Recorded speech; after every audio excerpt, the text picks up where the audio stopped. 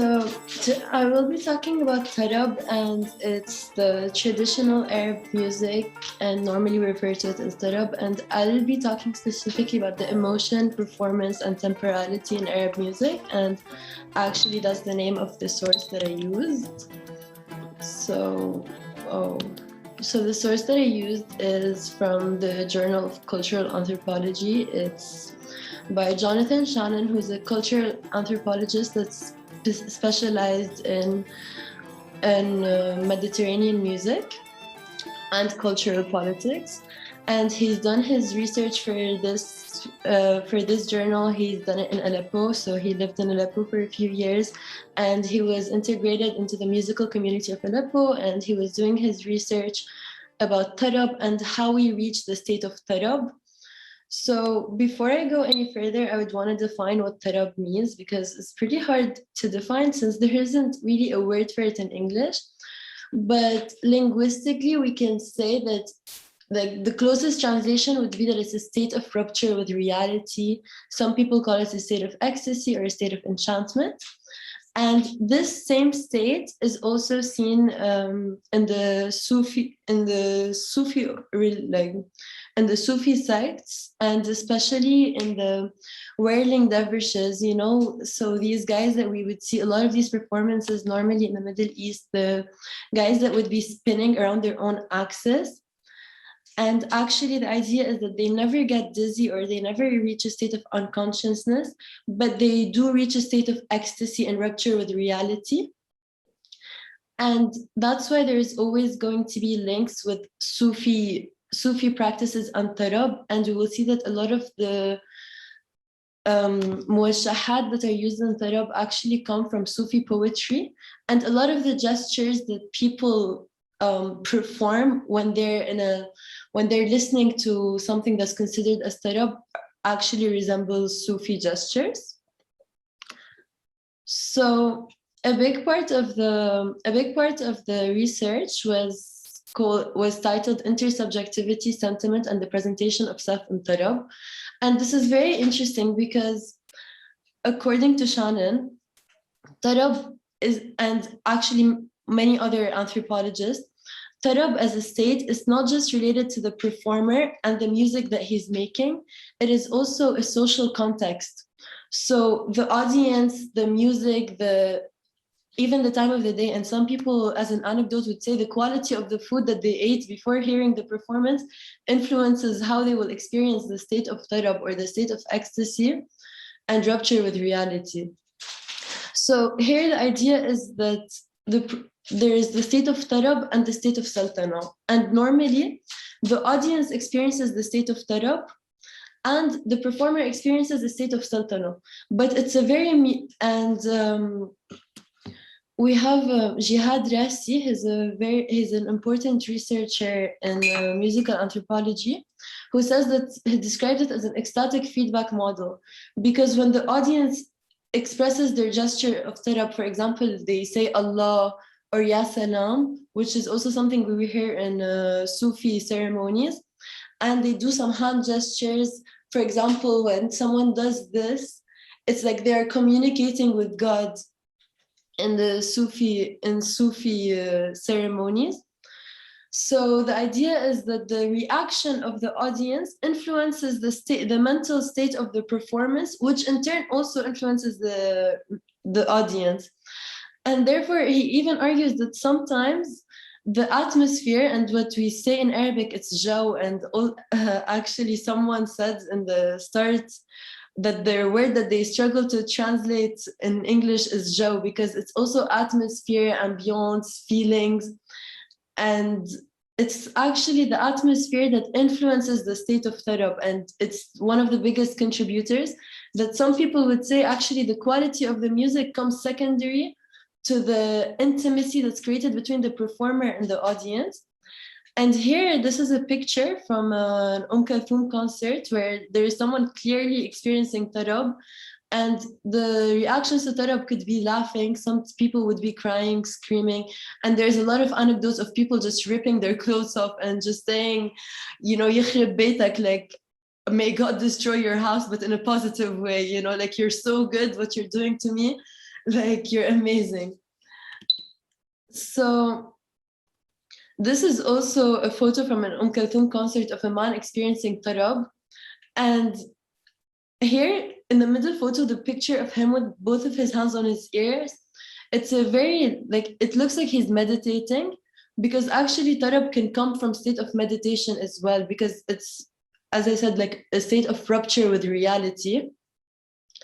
And these same gestures, if you were to watch like a Sufi vicar's ceremony where they would try to communicate with God and just reach a state of abandoning reality and reaching a state of higher consciousness, you would also see the similar gestures, which I find very interesting, especially that his research was conducted in Aleppo. And Aleppo was always a big center for Sufi ceremonies, as Aleppo was a center for a lot of the zawiyas, where Sufis would gather to perform these ceremonies. So the influence is very clear.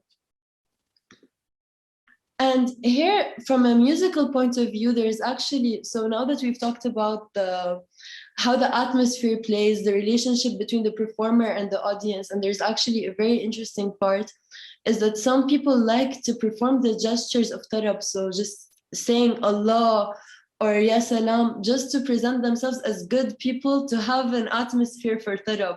So it's a matter of presentation of self, like within society, like, hey, look at me. When you're with me and you're listening to music, I make a good ambiance, you know? But from a musical point of view as well, like from a pure musical point of view, there's a lot of techniques and musical dynamics that allow for this state of rupture of reality and reaching a state of suspended time. And in Arabic, they call it al-zaman al-mu'allaq. So Shannon described it as repetition, pretension, and retention. So repetition is repeating a word over and over. Pretension is a term that's used specifically in Tarab, and it means when you're within the state of repetition, so you're hearing the repetition and you're appreciating it and you're so involved in the repetition, but you're still anticipating what's coming next. And retention is just maintaining the word like for a longer time for the closing.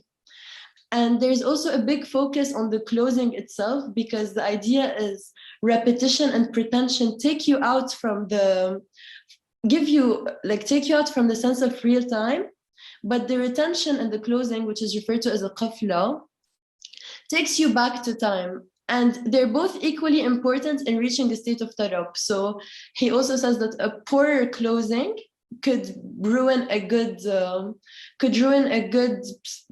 performance, but a good closing could save a bad one. And this is a short clip from the late Sabah Fakhri, who passed away. It's not longer than a week. So I would just, I watched this with a broken heart, because this man has been just part of the Aleppo heritage. And this is a short clip of him using all of these techniques to make the audience reach a state of tarab. على الدنيا سلام على الدنيا سلام يا حبيبي أقبل الليل كليالي الهدى نسينا هدينا نهدينا الله من ورا من ورا أي الغرام يا حبيبي أقبل الليل كليالي. So I don't know if you were able to pick up, but at the start, there is a state of repetition. And then you're waiting for what's coming next. He gives you a small phrase and then goes back to the state of repetition. And it's this sense of distorting real sense of time. So this technique is called the detemporalization and retemporalization. And it's based on the play between infinity and finitude, openness and closure, circle and line. And actually within Sufi practice, they have the same idea, and they call it the temporal margin, or reaching the barzakh. And barzakh within Sufi terminology, it's been coined by Ibn Arabi, and barzakh means it's state also being within a paradox of consciousness and unconsciousness. And according to Sufi ideology, this brings you closer to God. And that's the idea even within Tarab. Even though Tarab is considered secular, it's also just takes you a state of detemporalization and just leaving the rupture with reality, in fact. And also, Shannon, while looking at the musical dynamics and the social dynamics behind Tarab, he also looks on the perspectives on Tarab in the Arab world, because he also looked at it from a socio-political perspective. And it was very interesting because the time that Shannon had spent in Syria was between the 70s and the 2000s. He spent almost 30 years there.